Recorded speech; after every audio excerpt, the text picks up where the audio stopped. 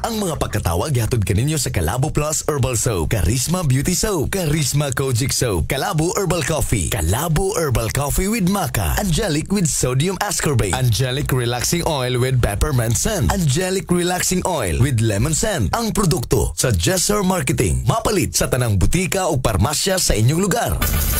Jesser Marketing. Jesser Marketing. Jesser Marketing. Yes, sir. Tutok pakatok sa udto.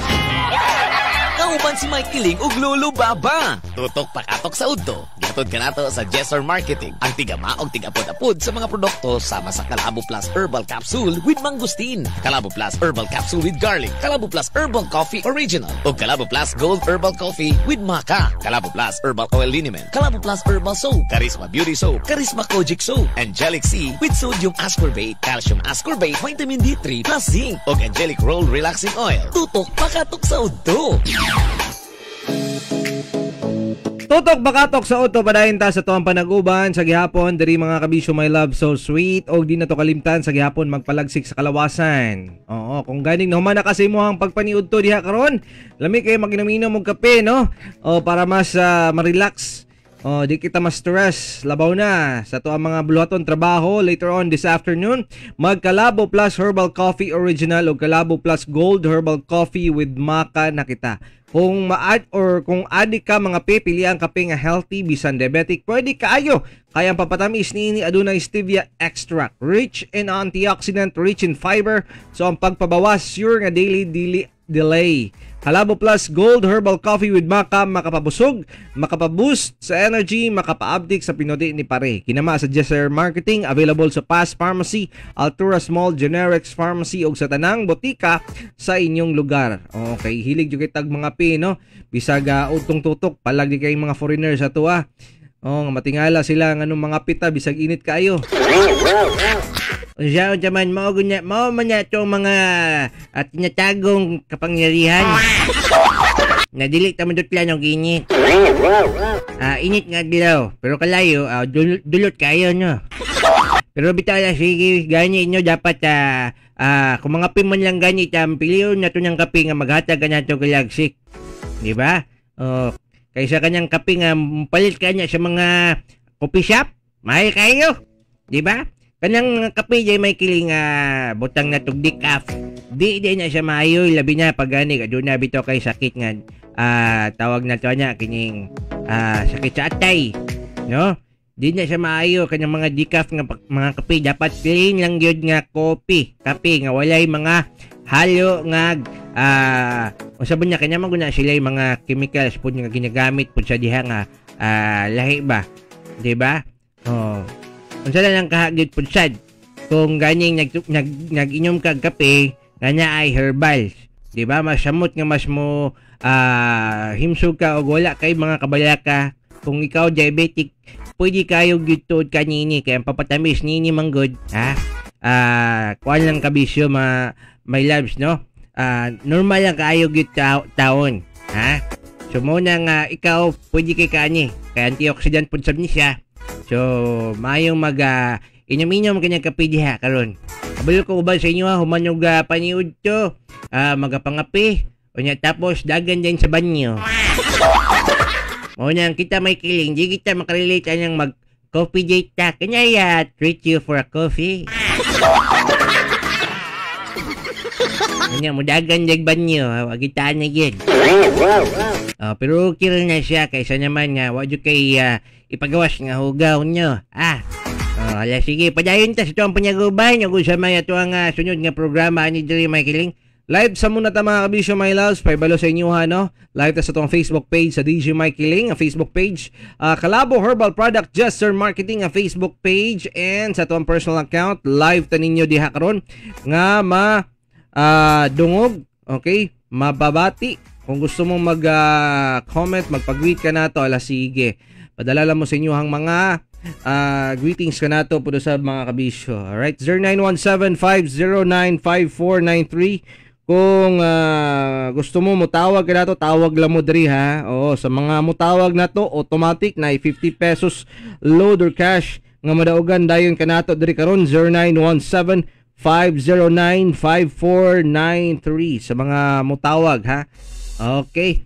Aniata sa tuwang sunod nga programa ang Plastar na mga kabisyo my loves. Niining programa ang Katok Confession.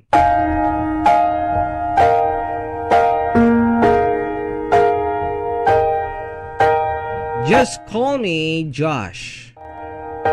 24 years old. Napapabilang ako sa mga bagong magigiting na kawal ng ating bayan. Ipagpaumanhin po ninyo sapagkat hindi ko pwedeng isiwalat kung saang branch ako na papabilang para na rin sa karangalan ng aking propesyon. Sinulat ko ito dahil may problema ako. Malaking problema talaga para sa akin. Umibig lamang po ako. Mga kanya ba siya gugmangit yung isgutan dako yung kanya siyang problema niya. Umibig ako pero sa isang taong pinagbabawal na pag-ibig. Alam ko pagkatapos ko itong ilahad ay maaring uhusgahan ninyo ang aking pagkatao. Pati na mismo ang propesyon ko at sa organisasyon kong saan ako napapabilang. Sa totoo lang, wala talaga akong karapatang maglahad nito sapagkat hindi ko na pag-aari ang sarili ko. Ito ay pagmamay-ari ng gobyerno. Pero sa kabila ng lahat ng kakisigan at katigasan ko, tao pa rin po ako. Umibig pa rin ako at nasasaktan. Deep inside kahit itago ko man ito. Umibig ako sa kapwa katrabaho ko dito sa aming organisasyon. Murag time na siya. Kabalo, murag na-feel na ako ang padulungan niya ni. Ha? Alam ko na te. Sa pareho kong kasarian, daan ko pa. Oh. Hindi ko tanggap sarili ko kung bakit ganito ang nangyari sa akin. Mahal ko ang kakisigan na kung sino ako ngayon dahil sa propesyon ko. Mahal ko ito. Pero bakit? Bakit sa tuwing nakikita ko ang taong ito, masaya ko? Sobrang saya, pero hindi ko pinapahalata sa kanya na ganoon ang nadarama ko para sa kanya. Yung bang kahit sobrang pagod mo na sa trabaho, pero pag nakikita ko siya, napapawi lahat. Nawawala lahat ang pagod ko at sobrang sumasaya ang puso ko. Basing karon pa siya nakadiscover. Kahit saan siya magpunta, gusto kong sumama sa kanya. Uy, bisig malibang? Hindi ako mapakali kung di ko siya nakikita sa bawat oras, minuto o kahit segundo. Parang nabibilang ko minsan kung wala siya. Masaya ako pag makalapit kami o magkalapit kami. Pero hindi ko pinapahalata. Nagpapakakisig pa rin ako kung ano dapat ako. Tinatago ko lahat. Masakit. Sobrang sakit. Sapagkat umibig ako sa lihim ng aking pagkatao. Tinatago ko ang labis na nadarama ko para sa kanya sapagkat alam ko huhusgahan ako ng mundo. Siguro gyud kay namanggut ka siguro dia sa usa ka organisasyon. Paminaw nako pulis o sundalo ni siya ba? No? Attention. Ana gid niya pag magdugay mo sa inyang klaseng organisasyon, magka-developay man gid mo. Normal na siya, sir. Minsan nahuhuli niya ako na nakatitig sa kanya at pag nangyayari yun, agad ko namang ibinabaling ang tingin ko sa ibang bagay. Ay, siya day naibog, di ay. Naisip ko minsan na aminin ang lihim na nararamdaman ko para sa kanya, pero natatakot din ako kasi natatakot ako sa posibleng mangyari. Maraming gumugulo sa isipan ko kung ano ang kakahinatnan na binabalak kong gawin. Nakakaya ko ang ibang problema na dumarating sa aking buhay. Pero bakit ito? Sobrang hirap. Hindi ko na alam kung anong gagawin ko. Sobrang mahal ko na siya. Wow, nag-practice ka, Col? Nawawala na ako minsan sa focus sa trabaho kapag hindi ko siya nakikita. Pilit ko mang igiit sa isipan ko na bawal ito at hindi pwede. Pero bakit lumalaban at nasasaktan ang puso ko sa sinasabi ng isipan ko? Tulungan niyo po ako. Hindi ko na talaga kaya at alam ang gagawin kong ito. Mao na lang kato, Lolo Baba, ang iyahang kasinatian. Ang problema manggudan niya agad tuod, no? Kung ganing ang iyahang niya ibgan, maingon niya tiyog kining naibog pud baka sa iya, ha? Kana lang pud usab, Lolo Baba, no? O, kay lisod manggud po kayo niyang one-sided na po kayo ta. Nga, diya tuod, no? Wala diya ito na ibog tong iyahang gikaibgan. Siya na day nag-assume. Kung nga niyang mag-assume ka, ikaw ra gid ang masakitan kay tungod mura man niya siya og panyuhot.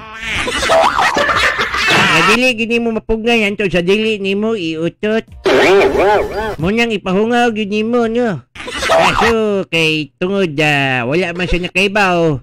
O siguro mo sa nga niyang organisasyon, paminaw niya ko, pulis o sundalo mo. Ha? Mo balibad yun niya nimo eh. Butang na to sa pulo kabuok, sundalo, pulis. Nga niya sa usa ka organisasyon ninyo. Ha? Isa ra gyud sa inyo diya ang kuan kining huyang. Ang uban niya brako kay Joy basi makulatahan niya ka. Pero ay kabala ka dili makamatanggal sa imong organisasyon kay naman po yung mga kaparehas pud nimo mga gibati nga nagpulis. Tinyo diyan ako'y classmate sa unya sa high school karon nagpulis. Nagkuan sundalo ba to siya o basta? Tingali ko kay bagtik na makay manulti. Kay tungod yung papa, sundalo magod yung papa. Ayun niya, tapos bagtik na kay manulti, isog na kayo. Pre, ay si Konya, pre. Diba? So, nagi mga inganyang sigurong pagbatig yun. Di lang kayo mulantad. Mapugnan ba? Pero kanyang imo ang gugma siya ha. Ayaw ka bala ka, lalipas rin yan. Mahirap man, pero dapat mong tanggapin kasi yung ganyang klaseng pag-ibig talagang dadaan at dadaan lang yan sa iyong buhay. Hindi mo man yan makaya, pero pag makalampasan mo yan, parang kaya mo niya alampasan ang kahit anumang mga problema sa buhay mo. Char.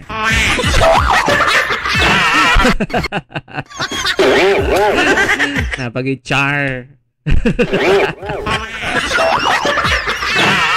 Ganyan talaga eh. So, dapat tayo magsikap sa buhay natin at para sa ikauunlad ng iyong buhay.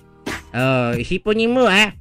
Kung ipasigasbog niya yung mga feelings, sayahan nyo, bayuta ka ha.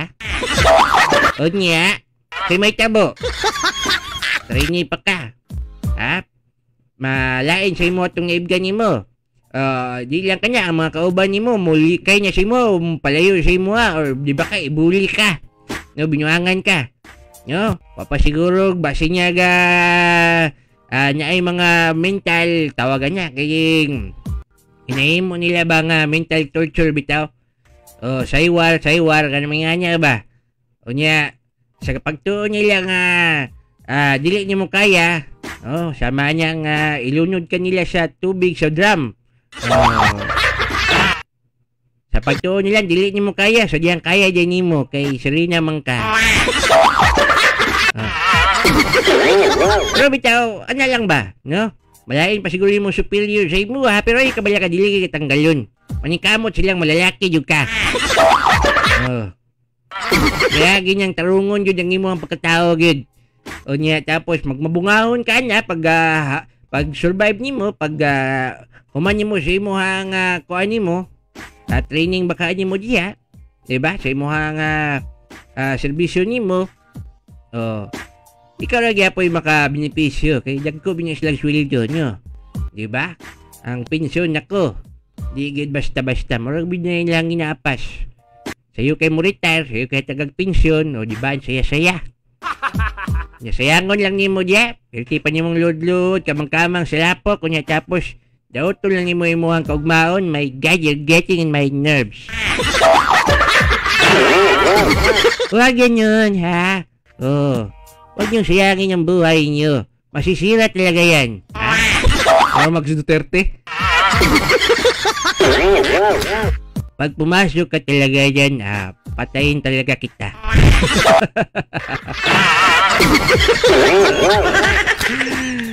Sige, alas 12:29 na mga kabisyo, my love so sweet sa ato ang programa diri karon tutok pakatok sa udto. Doyog yapon ta sa pag-lanog-lanog and like, follow and share ang ato ang Facebook Live. Pudo sabto, thank you so much sa inyong pag-viewing kanato karon, and to the rest mga kabisyo my loves natong nagapanukad sa pagpaminaw kanato karon mga takna sa asang dapita, sa asang lugara. Of course, mayong udto kaninyong tanan. Ilabi na diha sa mga 88.1 Line FM Santo Tomas, Davao del Norte, 88.3 Line FM Badas Placer, 107.3 YKFM Monte Vista, 101.9 Go FM Trinto, Line FM Tubigon Bohol, 94.3 Tandag City, Radyo Tribo Madrid, 94.1 Big Radio Bayugan, 99.9 DYRG Radio FM Gindulman Bohol, Kings FM 88.8 Caguayt Surigao del Sur, 94.1 Line FM Hinatuan, Line FM Banat Caguayt, 99.5 Gold Bayugan, Line FM Barubo, DXRL 91.7 The 1 FM Marihatag Surigao del Sur, DXRL 94.7 The 1 FM San Miguel Surigao del Sur, Mix FM Dipolog Polanco, 90.3 Kasangga Radio FM Panabo City. Thank you so much. Maayong udto kaninyong tanan. Dagan salamat sa inyo pagpaminaw kanato karong mga takna og padayon ta sa tuwang panaguban, ilabi na sa pagpalagsik sa gihapon sa tuwang panglawas. Labaw na kung ganing unya mo trabaho na pud usab ka unya tapos medyo hapo ang imuhang lawas kay tungod siguro kargado ka og pag-aswat sa mga bugat, no? Para dili ka pamaulan, dili maglabad ang imong ulo, maghaplas sa liniment oil nga numero 1. Aprobado, garantisado, Calabo Plus Herbal Oil Liniment Amigo. Huwag tang sa panuhot, suhot, sakit sa panit, samad, kabahong, baho sa tiil, sakit sa ulo, sakit sa tiyan, sakit sa ngipon, bukol-bukol, hubag-hubag, matagtiki, arthritis, rayuma o guban pa. Okay, mupatay sa kutog, mo-moisturize sa panit, humutog sakto sa kainit, no? Bugnaw-bugnaw, nindot sa paminaw. And insect and mosquito repellent papudusab, no? Alang usab sa mga naa sa opisina o kabuyon sa biyahe, gamiti sa Calabo Plus Premium Rub. Alang sa pingot nga ilong, hubak og stress nga paminaw, mag Calabo Premium Rub ka na. Parang buhay, hayahay. Para sa mga kagit-kagid og baho sa lawas, panabon gamit ang Calabo Plus Herbal Soap para pampaputi o pampabata sa kutis. Charisma Beauty Soap para sa pahamis o pangdepensa sa kutis, mag-Charisma Kojic Soap with Sunblock Protection. Yato ka nato sa Jesser Marketing, Calabo Plus Herbal Products kaysa Calabo Plus, tanang balatian, tudas! Sige, padayon ta sa tuwang panaguban, padayon sa pagpalanog-lanog. Babati gyapon mo kanamo mga kabisyo, my love, so sweet, ha? Dili gyapon sa programang Tutok Pakatok sa Udto. O ba ninyo, of course, kini si Mikey Ling. O kinyi po, J. Lulubaba, ha?